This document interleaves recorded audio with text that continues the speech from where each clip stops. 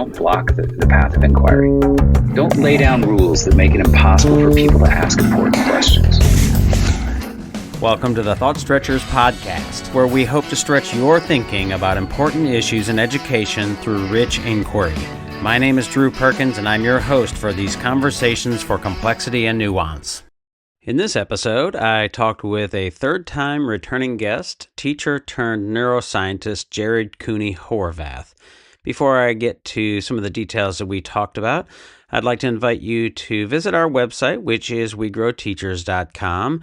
There you'll see all of our professional development work, including lots of project-based learning, differentiated instruction, and what I call knowledge-rich inquiry work, as well as some other things related to instructional mindsets and practices. You'll also find this podcast and blog pieces that hopefully help expand and stretch your thinking about issues important to education. I would like to mention that our AI-powered PBL design tool in collaboration with Inquire is now live and available.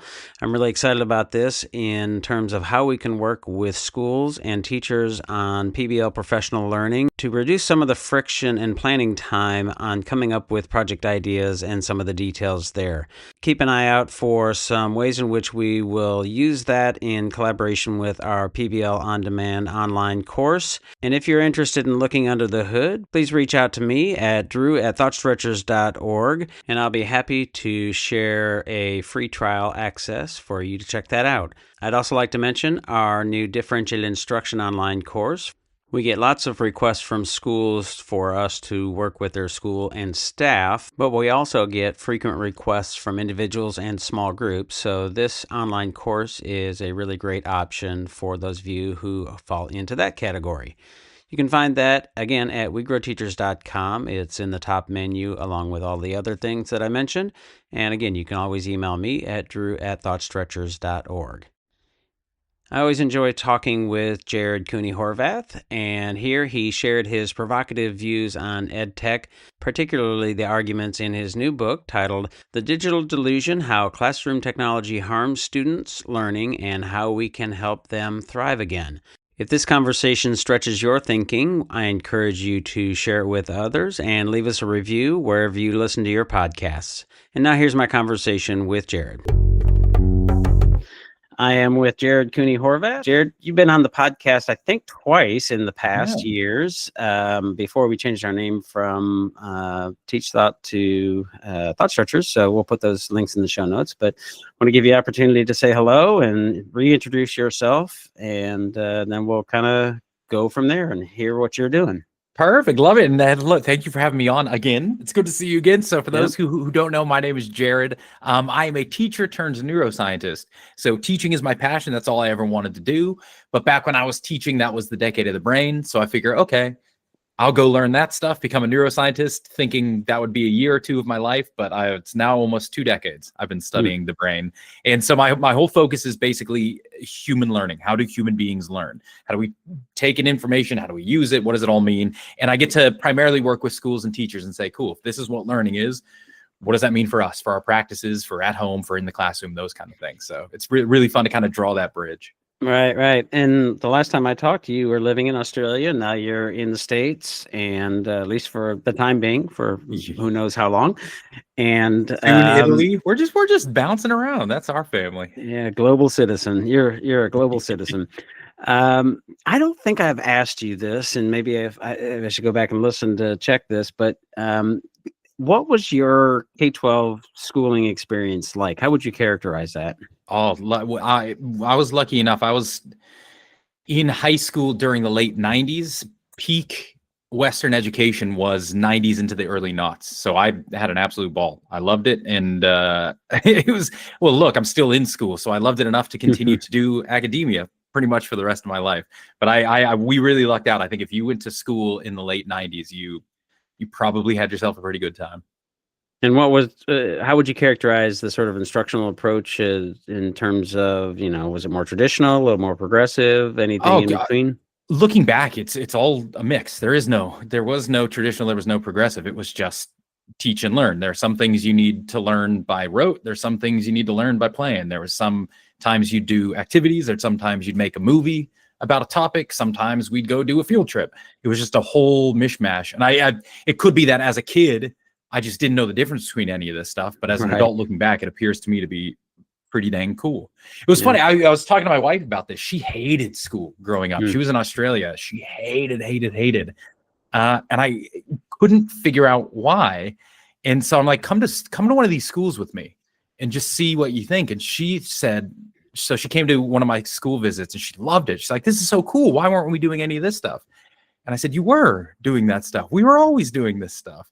And that's where she realized it wasn't school she hated. It was the social life of a teenager she hated. And it just so happens school is a massive part of that. So I think if you can really cut through the being a teenager noise and you are our age, you probably had a pretty nice education. Like it was probably pretty cruisy and nice. Well, so let's start with like, what are you working on now? What are the things that are on your front burner, mid burner, back burner?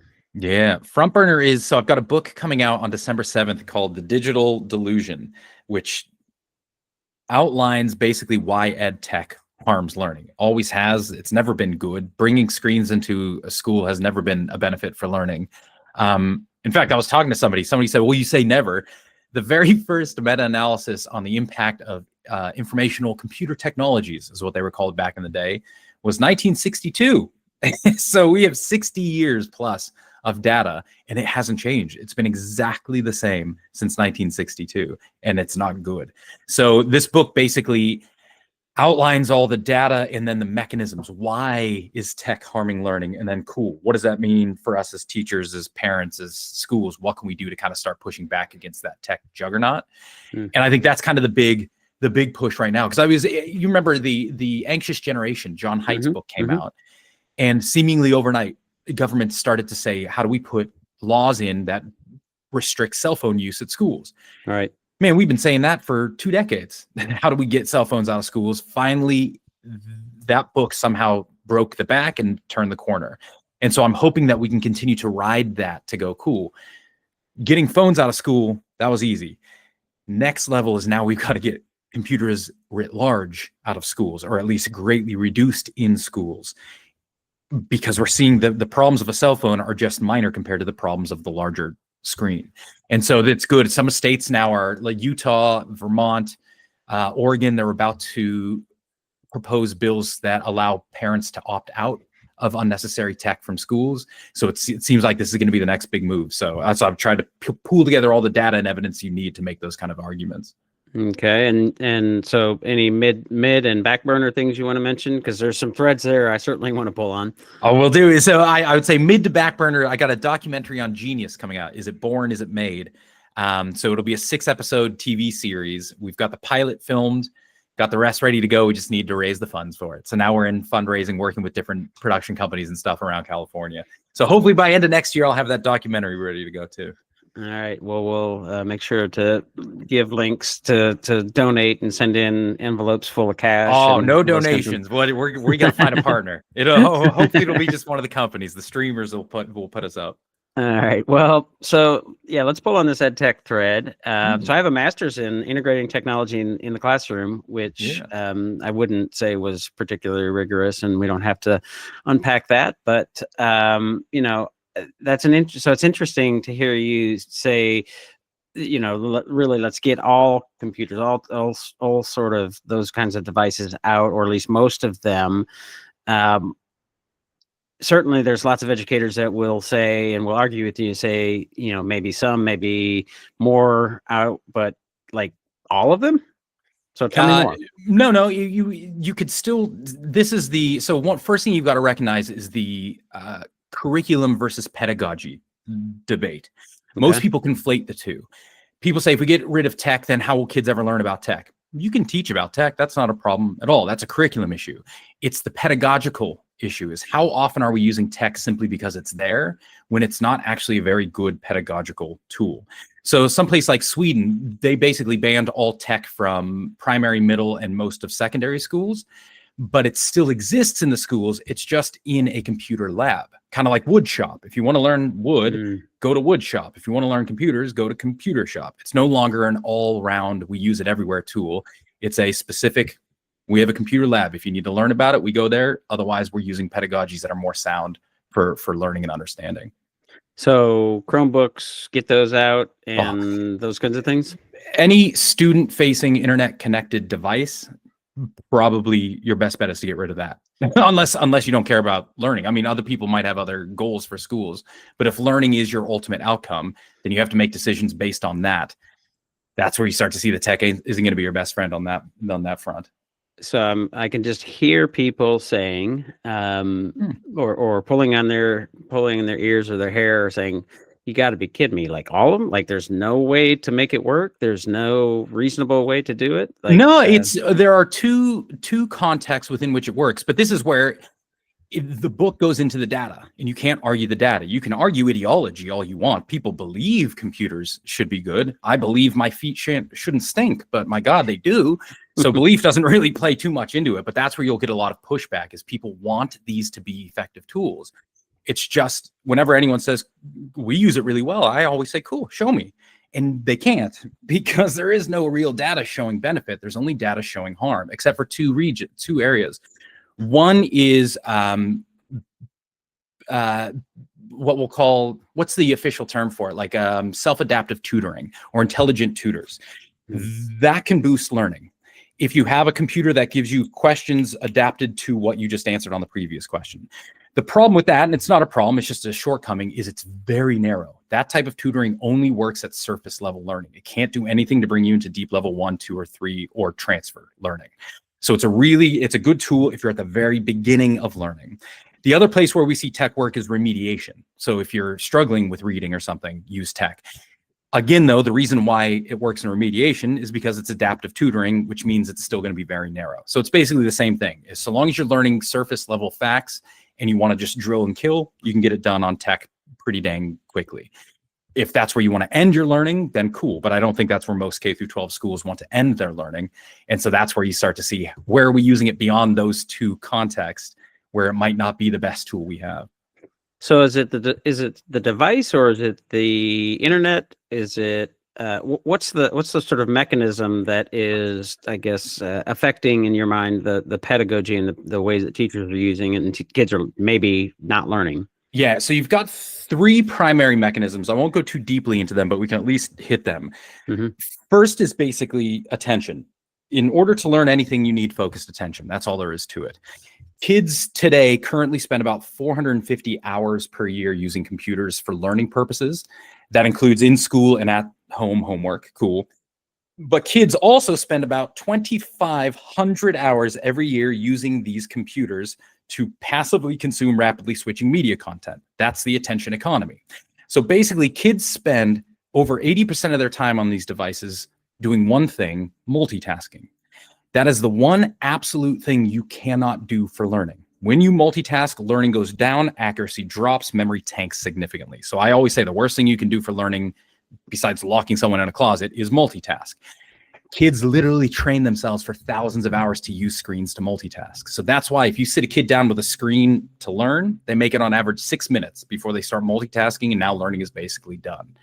Even if you have a computer with a teacher present, you have kids with computers in classroom with a teacher, 38 minutes out of every hour, they will be off task.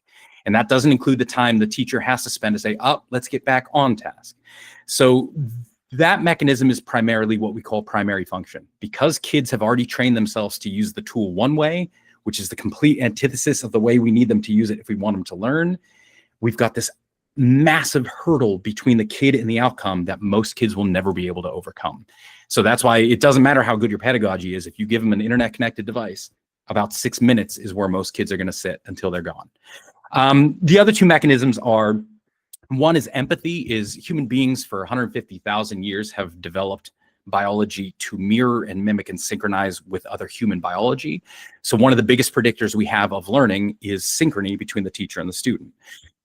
Once you have a screen between a kid and the individual he's learning from, so I'm thinking like online videos or COVID learning, you cannot resonate anymore. You can no longer have an empathetic synchrony, so a huge mechanism of learning just goes away. So that's another thing where we are built to learn from humans. We're not built to learn from screens. And we have mechanisms that we can actually measure to show once we move it onto screen, things go down. The last mechanism then, primary mechanism, there are a bunch of sub ones we go into in the book, is transfer. We don't learn things, especially not in K through 12 education, to just be able to do that thing. Like, I'm glad you can do math in my classroom. I'm teaching you this because I want you to be able to do math at home. I want you to be able to do math when you're balancing a checkbook. How do you transfer your skills from the classroom or from the moment to somewhere else? In order for transfer to happen, transfer is incredibly difficult. Two of the big key characteristics you need are variation and complexity. Put simply, if I learn in a very difficult, complex way, now anytime I need to transfer that skill, it's going to be incredibly easy because most other contexts are going to be very simple compared to that. This is why most athletes overtrain. They train in a harder context than they need to perform because transferring into an easier context is easy. But flip it, if you learn in an easy context that's very narrow, transferring it into a harder context is almost impossible. So I always kind of say it like this, like imagine you grew up learning how to drive on a manual transmission. Now I pop you in a car with an automatic transmission. Do you think that's going to be easy or hard for you to do? Should be easier. Cake. Now imagine you grew up driving in an automatic transmission and I put you in a car with a manual. You going to be able to do that? Probably not, no. So that's the transfer issue. The world, real life, analog, writing with a pencil, reading from a hard copy book, highly complex, highly varied, highly difficult. Screens, computers, by their very definition, are wickedly easy. They weren't invented to make our lives harder. They were invented to make expertise easier. So as an expert, when I use a computer, I have to do less. It's cake for me. When a kid learns on a computer, what they do is they tie their skills to a very narrow context. And now anytime we ask them to move that skill offline or even onto a different program, most of them can't do it. So when we learn from screens, we tie our skills down to a screen in a way that kills transfer more than any other way we've kind of seen it. So you've got an attention problem, you've got a connectivity problem, and you've got a transfer problem. And now none of these things can be fixed with software. They're biological problems. So until tech companies decide we want to make computers harder, why would they do that? Until they decide we want to stop the attention economy and make computers do one thing, why would they ever do that? And until they somehow decide we're going to make computers out of human biology, which you can't do. These are three intractable mechanisms that tech will never be able to overcome. That's why it's since 1962, we've never seen a change in their impact on learning. So the directors and producers of Westworld are arguing with you about the biological, right? We'll get there. We'll get there soon. So is there, and I'm not saying this in a way to recommend that or to try to bypass what you're saying, but yeah. Is there a way that that teachers, the educator, the adult in the room, can sort of bypass some of those things? So let me give you this example, and it'll maybe bring us into the AI discussion or AI into the discussion. So my daughter, my youngest daughter, 16, she's taking a college stats class. It's a challenge for her. She's doing okay, but she had a quiz. As a matter of fact, she had it today, and I said, well, let's spend some time really kind of hunkering down and getting into the concepts here. And some folks might be surprised to know that I use science of learning, cognitive science to help her with this, right? Some retrieval practice, some space retrieval, some interleaving, some worked examples, that kind of thing. So we use Notebook LM. We uploaded her notes that she took very good notes, and then asked it to create quizzes and flashcards and worked examples and a video explainer. And so over a number of days, we worked with notes because, okay, we want to, make sure that she can do it, and we can talk through it and think through the examples, because if memory is the residue of thinking, let's do lots of thinking with it, right? Yeah. Eventually, and I didn't know this originally because previous tests she wasn't able to use notes, but she could. Today, she was able to have a little note card. So last night, we spent time, again, with another quiz, with more flashcards, and just the access to that note card. Yeah. So in some sense, right, I was sort of forcing the focus, right? I wasn't allowing the multitasking and all of those kinds of things. So is there a use case that does work for that? No. Yes, in the sense that you just saw it. You can learn from these tools. You can absolutely learn from tech. We do it all day, every day. The argument is you're going to learn slower, worse, and less deep. Having a machine create flashcards for her, having a machine create quizzes for her, means she learns less than if she created those flashcards herself, if she came up with her own questions. So by all means, you can use these tools and we will learn from them. It's just if you compare that learning to any kid doing it in an analog fashion, you're going to see a difference. Or more likely, if you see the same kid in two situations, you're going to see a difference. So I think the important point is to say it's not that you can't learn from tech. We all did it. No one learned nothing from COVID-19. It's just that your learning is going to be slower. It's going to be worse. It's going to be far more shallow than if you just go back to some of the methods we used to use. Okay. So then an ideal classroom for you, and maybe it's different at elementary, middle, and high school. How would you characterize it? How would you describe them? The elementary is going to be basically outdoor. We're taking my daughter to a nature school. I can teach you how to read. I can teach you numbers. Go play, get your hands dirty, get messed up. When it comes to, and I want you breaking limbs, that's the other thing, man. Go break a bone. When's the last time you saw a kid with a cast? They don't exist anymore. Go play, get off your dang computers. Middle and high school will basically just be kids and teachers. And then it's going to be what room, how you choose to set up your room, how you choose to interact with them. But it's going to be more a human element than anything else. I would not be investing in tech for any classroom. If it's teacher-facing tech, like a PowerPoint, sure. If you have your teacher computer where you're doing your Excel notes, go to town. That doesn't faze me at all. Wouldn't be any student-facing, realistically. But then you would have a computer lab or a computer cart where you as a teacher now have to, with other teachers, decide, is it worth getting my kids up, taking them across the school to go to this room today, or can I do that another way? Is it worth, do I genuinely need these tools, in which case that teacher can't use them today? So now we have to battle who gets access to it today. You now have to make your decisions very specific, and you have justification every time you take out a screen. So again, you can use them. It's just, instead of it becoming the default, it becomes highly controlled, highly reasonable, and highly justified. I'm doing it for this purpose today. Okay. So you mentioned the transfer piece. That was, I think, the third mechanism. And that brought up, in my mind, the issue of critical thinking. I'm curious how you define critical thinking, and especially in this sort of context. Of course, cognitive science or science of learning, trademark TM, tends to, and I think this is true, that critical thinking is domain specific and not particularly easily transferable across domains. But it seems to me that there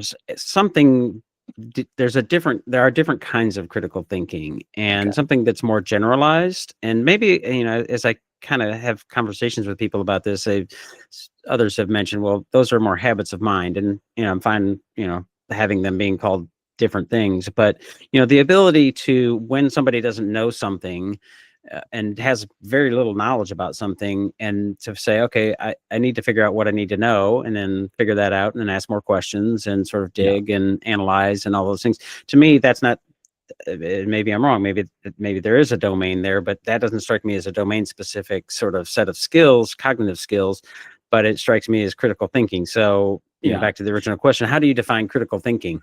I don't really. By putting a definition on it, you're going to kill it. But the way you've just described it, if we have to go back, you're not talking about critical thinking. You're talking about metacognition, awareness of what it takes to develop the ability to then enter into a deeper mode of critical thinking is itself a skill. It's knowledge of learning. It's knowledge of thinking. So, but with that said, I might surprise you when I say critical thinking and creativity, the higher order skills. In my estimation, a 5-year-old is doing the exact same thing as a 50-year-old. There's no skill difference there. It's just, so that's where we see, is there a process difference or an output difference? And that's where I think the conflation between the science of learning and everyone else comes in, is when science of learning says you need knowledge to think critically, they're not saying you need knowledge to have critical thinking ability or skills. They're saying you need knowledge to use them in a way that leads to some meaningful outcome. But that's qualitatively different than saying you can't critically think without knowledge. Right. My 2-year-old daughter critically thinks. So Right. I think the mechanisms of critical thinking and creativity, however you choose to define them, I tend to just define them as problem solving. From the time you're 5 years old on, it's exactly the same. No one does it differently. Now the constraint is simply what can you use your skills on? And that's where I think then the difference. So if you want to define, like it was like the guy who tried to define 8 different hats of creativity. They're all exactly the same thing. Divergent, convergent, all those different modes of thinking. I literally watch my kid do all day, every day. Those don't need to be trained. Those don't need to be taught. They need to be contextualized. And that's where the knowledge stuff then for me comes in. But I would, surprise, and some people might get mad at me for saying it, I don't think that means you don't have the skill. I think you can think critically just fine without knowledge. In fact, I know you can do that. It's just the outcome of that critical thinking is going to be very, very narrow or pointless. Yeah, I mean, I've said it similarly, and I say, well, you can't think critically without knowledge, and I say that's not really very precise or precise enough for my thinking. Is that you can't think very deeply critically or very well. The critical thinking is going to be more shallow, right? And it then improves with knowledge, but there's a process there. So is there a different name when they talk about, somebody who's a chemist or a mathematician and those domain specific skills, you're not making a distinction between those and anything more different? No, the domain specific skills is, you'd have to really point one out. What I think the domain specific skill is going to be is just a unique definition of applicability. So here's what I mean. A group of people went down to Africa 2 years ago to try and teach them critical thinking skills. And if you look at the curriculum they used, the critical thinking was defined as believing in Western medicine. So the question was, like, one of the questions the kids had to learn how to answer was, if you have a headache, what should you do? A, go to the doctor. B, go to your grandmother and let her use a poultice on your head. Or C, go to like the witch man. Now, of course, they want the answer to be A. And so you might be able to say that is a domain specific critical skill. There are certain answers you have to have if you want to be termed Western medicine critical thinker. But my argument was always to them was, wouldn't it be more critical to say maybe my grandmother for thousands of years has a poultice that's better than Advil? How do you know? You don't know because you've never even tested it. So I could see how some of these skills would be defined according to the constraints of a specific field. But I think those definitions are going to be more factual based than structural, than process based. What do I actually have to do to think critically? I think that's where you're going to get your differences. Yeah, I guess I think the argument that they're making, or the thinking is that, somebody who's a mathematician knows and this is the knowledge piece, I guess, they know the algorithms, they know the sort of process by which one solves a problem, which, I think that there's an important distinction between open-ended problems and novel problems. Yeah. And usually they're talking about novel problems, some problem they hadn't seen, but there is, in a novel problem, there's in the examples I've seen, there is a right answer, whereas an open-ended problem, there's maybe different answers. And so the argument, they say, well, if you, I forget how they say it, if you had a doctor and a lawyer, and both of them ostensibly were good, quote unquote, critical thinkers, and you had an issue in medicine, you would certainly want the doctor to handle that. And I say, oh, of course, right? That makes perfect sense because that's in their domain knowledge. But if I had a problem that had nothing to do with medicine or the law, and the doctor, let's say, wasn't a particularly good, quote unquote, critical thinker, but the lawyer was, which one would you choose if you had to choose between one of those two? I would assume you say, I'd want the one who has better, quote unquote, critical thinking skills because they're better thinkers, right? Yeah. So how would you, my argument would then always be, how would you know someone's critical thinking skills compared to somebody else's? Yeah, I guess, they ask better questions and have better analytical skills in their domain. Ostensibly so. Yeah. It becomes, I think the domain issue becomes one of reification and measurability. Is how would I ever know? Let's say there is some inborn critical thinking ability and some people have more than others. I don't believe there is, but let's pretend there is. How would I ever measure that? I can't do it with a blood test. I need to do it somehow through your responses to a situation. Right, the evidence. By definition, your responses to a situation are going to be contingent upon the knowledge you have about that situation. So we're back to knowledge, maybe not constraining your ability to critically think, but constraining your ability to demonstrate your ability to critically think. So that's the problem with the 21st century skills, is they're unmeasurable outside of a domain. Ergo, they appear highly domain specific. But again, I don't think they are. I think the skills are there from birth. I don't think the skills are measurable. I just think our ability to measure the skill requires a domain to kind of slot them into. But think about like creativity, right? Creativity is nothing more nor less than the rearranging of your current memory structures to fit an unknown problem set. That's all it is. I've never seen a definition go outside those bounds. Now, the moves you can make to do that, some people say are unique or special, but I've seen every human being make every single one of those moves. It's the process itself of thinking is not unique, and it's not like height where some people have more of it than others. It just is. It's how if you're a human being, it's how you think. It's like the scientific method is not unique. My daughter uses a scientific method every single day. She has an idea, she tests something, it collapses, she burns her hand, she doesn't do that shit again. It's not magic, it's how we think. It's just, what are we layering on top of that, and what is the outcome of that thinking that we tend to conflate with the process itself. So I would say there's no unique creativity, there's no unique critical thinking. It's just, what are you going to do with it? And that's where we get into the knowledge issue. Is there any, in your estimation, and the way you think about it, is there any particular piece of this critical thinking and all of the stuff that we've been talking about that is specifically tied to the ability to ask really good questions? Your ability to ask a question will hinge on two things. One, knowledge. If you the questions I can ask about the brain are wicked. The questions I can ask about my automobile and how it drives, basically that's it. You just heard it. How does a car drive? I don't even have the basics. So your knowledge will constrain the depth of questions. The second thing is your context. Are you in a context that allows you to ask questions? If I'm in a realm where I'm just hanging out with my wife and daughter and something crazy happens, I'm in a very safe context to be like, what the heck does that mean? Wait a second, what if we try this? If I'm in my lab, because I run the lab, I am in a very safe space to ask questions. If you're a student in my lab and you don't feel safe around me, or you don't want to look bad around me, or for some reason I'm such a butthead that I've constrained you, you might have the best questions in the world, but if you're not in a context where you can ask them, we'll never know. So I think you've got a dual-edged sword where knowledge is going to constrain your questioning and the context is going to constrain whether or not you're allowed to pose those questions. And so that's where I think of when it comes to like creativity in schools, a lot of the focus has been on, do we teach too much stuff or not? No, you can never teach too much stuff. The question is always on, do we have a context within which kids feel safe enough to ask questions without being made to feel like a loser or something like that?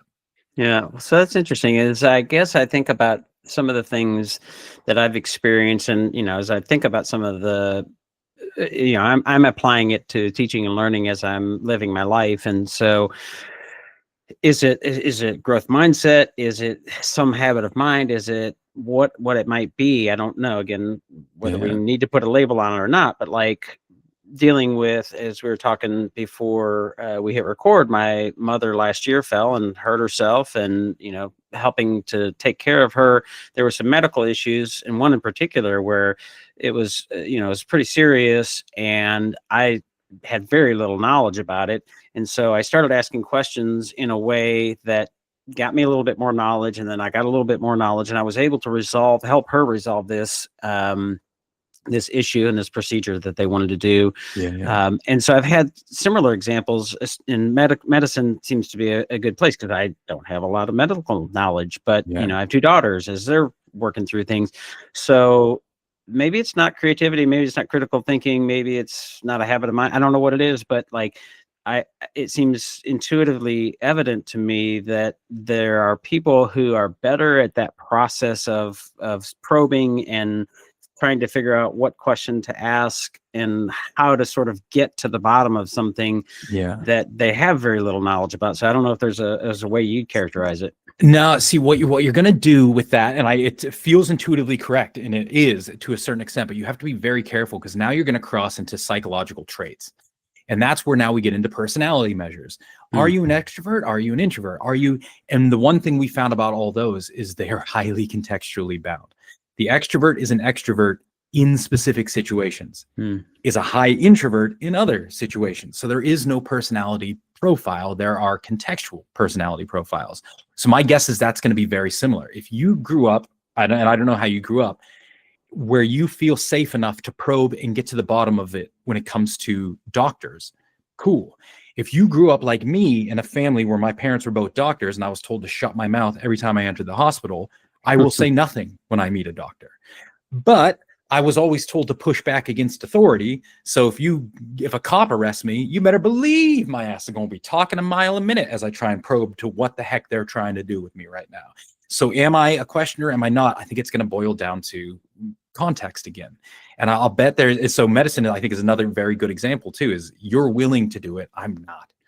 So what if it was a doctor who was being, I guess an authority, being too authoritarian? Oh, my mouth gets shut. And my wife she's very aware of how I do things in those kind of situations. You won't hear a word come out of my mouth, but when we get home, that's when everything will come spilling out. But I just won't do it there. I just won't do it to those people because I was trained not to.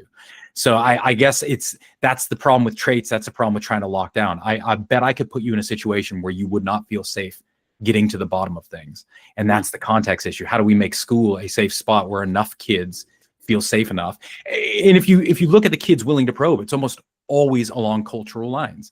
American students, a lot of them are very highly willing to probe, especially when they're younger. A lot of Eastern Asian students, very quiet. And that's not because they're not willing to probe, it's because their parents tell them don't probe. They've been taught from a very young age to be receptive in those kind of contexts and situations. Does that mean they never question? No, probably they do, just not where I see it. And that's the problem. Are you extrovert? Are you introvert? Are you happy? Are you sad? It's all based on context, and trying to lock it into one, I am this or I'm not this. You're always going to. So we can say though, but take it to school. You can say, are there kids who are going to be more open to it at school on a learning situation? We could say absolutely. Then the question is, how do we get the other kids on board with that as well? Yeah. And I suppose another part of that is the motivation. How motivated is one to, if they're not feeling particularly safe, but the issue is life or death, they may say, okay, I'm going to press through. You might even press through, talking with the doctor in a way that you wouldn't normally if it was, I'm not really sure about this and it's not that big of a deal. So it seems like motivation's got to be a piece of it. Well, you've heard about that. One of the number one causes of airplane wrecks is that the co-pilot doesn't feel safe enough to speak to the pilot. There was a big movement about that, about how do you get these two talking, because they never talk outside of work and they don't talk in the cockpit. And so we know of at least 8 airplane crashes in the last decade that have happened, even though the co-pilot knew something was wrong. They didn't feel safe enough to chime up and tell the pilot, you're screwing up. And so they just died instead. That's a perversion of the bystander effect, I guess, in some ways. But what are you seeing in your work and in your conversations? And I'm especially interested because you spent time in Australia, you work internationally, with this sort of tension that I tend to be, sort of traveling in, for better or for worse, that sort of tension between a more, traditional end of the spectrum, the explicit instruction crowd, and then the sort of inquiry, progressive, constructivist end of the crowd. How are you seeing that sort of science of learning push and pull versus something that's a little bit more progressive? Yeah, I'd say, and this is going to sound weird, the only places I'm seeing that are Australia and the UK. Those seem to be the two big fighting grounds for trads versus progs. I have not seen it at all in the US since I've been here, which is very unique. I haven't seen it anywhere else through Europe. It just doesn't, no one else seems to care. And I think that's probably a byproduct of our culture. Everything is becoming so divided right now that I think it's in those two worlds. For some reason, you got to be one or the other. There can be no middle ground. And you're both going to win, you're both going to lose. This is when we go back to the learning trajectory. Everyone is completely right at some point. Everyone is completely wrong at other points. So to assume, and that's the problem, is boils down to learning. People deal with learning as though it is a thing. I learned or I didn't learn. Traditional people who are the trads, quote unquote, tend to only define learning as surface-based learning. I can tell you what I learned. That's awesome. That's where learning starts. But my God, that's not where learning ends. You now have multiple layers of deep learning that require you to do stuff with that knowledge. That's where the progressive educators tend to live. They say, we're doing all of this stuff. But by doing that, they tend to ignore the surface. So everyone is completely right. It's just anytime you put your heels down, you are going to be wrong. Every school I work at, basically, I say, if you tell me you are a blank school, we're a visible learning school, we're a IB school, we're a science of learning school, we're a this school, I always say, I'll see you in 5 years when your kids aren't learning, because you can't be a school. You got to be all of them schools. That's the joke with learning. It is a long process with multiple levels, and different things work at different levels for different goals. So if you narrow yourself to just one angle of learning, you're going to probably not see the kind of learning you genuinely hope to see. And so and we were talking about this earlier too. I think one of the big problems is so I'm doing this documentary on genius, and one of the big arguments was always that as you get older, you lose creativity, you're less likely to change your mind, you stay kind of steadfast. And it turns out that that's not true at all. The data shows that it's not getting older. It's when you have vested interest in something, that's when you change. That's when you put your heels in and don't move. When it becomes more costly for you to change your mind than it does to keep your mind as it is, even if you're wrong, you will stay. And that's why, and I don't mean to throw her under the bus, but she's the perfect example of it. Carol Dweck is so deep into mindset. If she were to change her mind, it would underwrite everything she had done for 2 decades. She will never say anything against mindset, even if all the data for the next 20 years comes back and says it's nonsense, because she's so hard into it. I think a lot of trads and progs have just, for some reason, because they've got famous, they got a name as, you're the explicit instruction guy, you're the this guy, that they've locked themselves down. And now you can't really, not that you can't trust what they say, but everything they say is going to be so narrow that you're not going to get the full view of what's actually going on with learning and with children. Yeah, I think it's, when I talk with teachers and educators, and it's like, how do you use the evidence of cognitive science and all of the lessons and all of the things that we can study and quantify and qualify and all of those things, and use it to help you do your work in the best way possible, but not be sort of trapped in sort of silos, right? Yeah. Whether it's I'm just going to focus on explicit instruction solely, or the opposite, as you mentioned. And so, thinking clearly about, I guess, how do we get teachers, or what are the keys to getting teachers to, one, be aware of a lot of these pieces of evidence, because I think that's a real issue. Yeah. But then use them in ways that are contextually relevant and empowering. Yeah. And you hit on a very key point. Science of learning has nothing to say about pedagogy. It just doesn't. I think the biggest issues have come when teachers rightly try and translate it for pedagogy. They say the science of learning says this, therefore we need to teach like this. Right. That means nothing. That's not, the science of learning has nothing to do about teaching. Knowing how human beings learn, knowing how to walk people through that process, 2 completely different things. One is based on biology, one is based on values. How could one dictate the other? And if you don't believe me, think about it like this. I know researchers who study salivation. They could tell you everything about salivation, how it happens, what it's doing during eating, all that stuff. Do you think that tells you what you need to eat? No one makes that mistake. No one assumes knowledge of salivation dictates food input, because we realize those are 2 completely different things. What it takes to drive salivation, there are a million different options. Eat a hamburger, eat a salad, eat a sandwich. They all drive the same mechanism.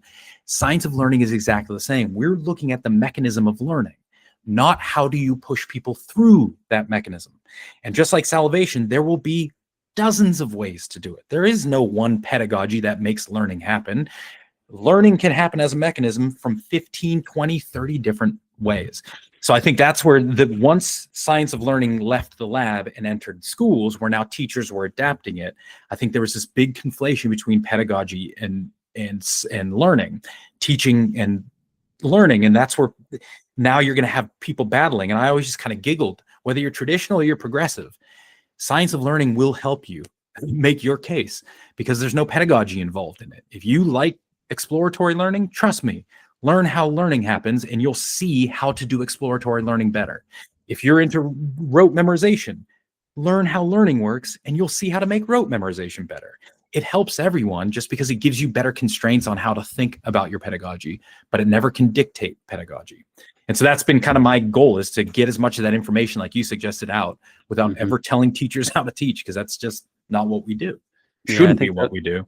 Those are some distinctions that make a difference. And I know we're running out of time, and I don't know how much you've paid attention to the sort of evolution of AI. I know you've paid attention to AI, but I recently was listening to a podcast, and I had not been aware of the sort of genesis of the way that they've trained these large language models. And hopefully I'll get it right. There's one camp that was originally really dominant. I think it was called symbolism or something like that. And then there's the one that's overtaken it, which is connectivism, something like that. And what I found was really interesting in that is that there seems to me to be some sort of parallels to sort of the sort of ends of the spectrum of pedagogy, right? The pedagogy wars, insofar as the symbolism was almost algorithmic, like if this, then that, if this, then that. And then the connectiveness is a bit more the messiness of the human brain and recognizing patterns. And that's when it really took off. And, certainly large language models and AI are not the same as human brains, but I'm curious if how you feel about, or how you think about some of those as are they parallels? Are they analogous in useful ways? No. The way we've thought about AI has fed back and driven the way we think about the brain, and we're totally wrong. I mean, if you had to pick between an analog versus a connectivist model of the brain, of course you pick connectivism. But is connectivism right? No, not in the least. We know human cognition doesn't exist in the brain. It exists as an interaction through all of our different systems. That's why we've never been able to locate consciousness, because it doesn't exist anywhere. It is of all of this. So AI was very cute in narrowing human thinking and intelligence down to a very specific thing. And it's made some really, in my opinion, stupid advances. But you got to remember, none of this is new. The very first large language connectivist model was done in 1977. The only thing that's changed is we have more power and more data. The models themselves haven't changed. So even though neuroscience has advanced, the AI models haven't advanced. And I was talking to someone who does AI the other day, and he said, we're basically at the next wall. The first wall was theory. The second wall was power and data. Now we need another theory because there's nowhere else to go. We're out of power, we're out of data, and we're using the same theories for 5 decades. So he goes, until we can come up with a whole new way to think about this, you're basically seeing the peak, which is hilarious because remember people said like 2 years ago, like, this is the worst AI will ever be. Nope. It's gonna get worse. Trust me, it's not a straight upward trajectory. You're gonna start to see reversion. ChatGPT 5 is universally voted worse than ChatGPT 4. It's not getting better. We're hitting the edge, and until we rethink the entire process, my guess is you've basically seen everything you're gonna see. Yeah. Well, speaking of being out of things, we're out of time. Where should people find you? Where should they go to find your work and all those good things? Yeah. So the website is www.lmeglobal.net or .net. Yes. And then my new book is The Digital Delusion: How Classroom Technology Harms Students' Learning and How We Can Help Them Thrive Again. And then I also have a YouTube channel. If you look up Jared Cooney Horvath on YouTube, you can find videos we put out every couple of weeks on learning and different topics like that. And we will make sure to put all of those in the show notes. Jared, as always, it's a pleasure. Let's not make it so long in between the next visit. And absolutely. Good luck with all that you're doing. Thank you, sir.